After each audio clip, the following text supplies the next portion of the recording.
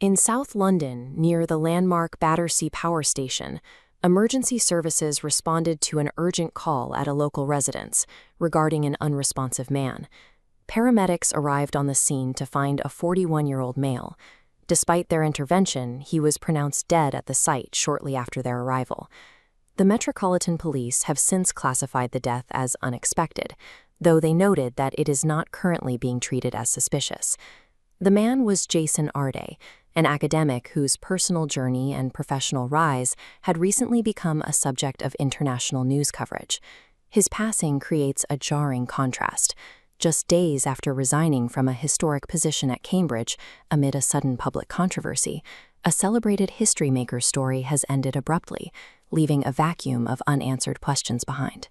To understand why his death resonated so widely, we have to look back at his beginnings, a life marked by significant developmental challenges.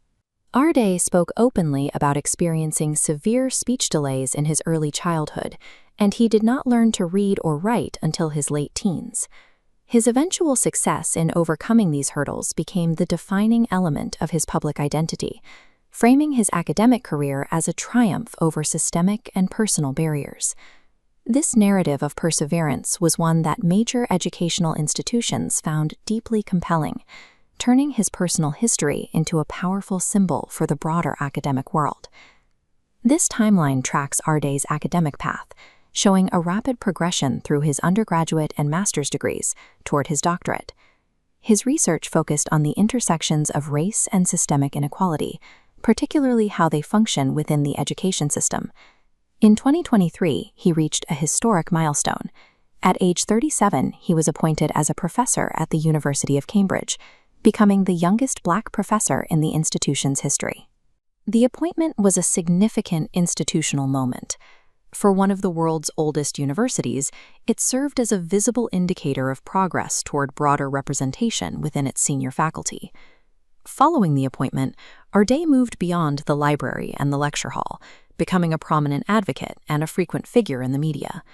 His personal biography of overcoming early developmental delays became inseparable from his authority on educational reform. Elite institutions used his story as a shorthand for their own commitment to change, often placing his unique background at the center of their diversity initiatives. By this point, Arday was more than a professor. He was carrying the weight of institutional prestige and massive public expectations. However, in his final weeks, the narrative shifted. His background and academic history began to face intense public and institutional scrutiny. This visualization illustrates specific allegations directed at his doctoral thesis, where critics pointed to patterns of plagiarism, claims Arday firmly denied. The investigation also expanded to include inconsistencies in his personal history, placing his biographical claims under review.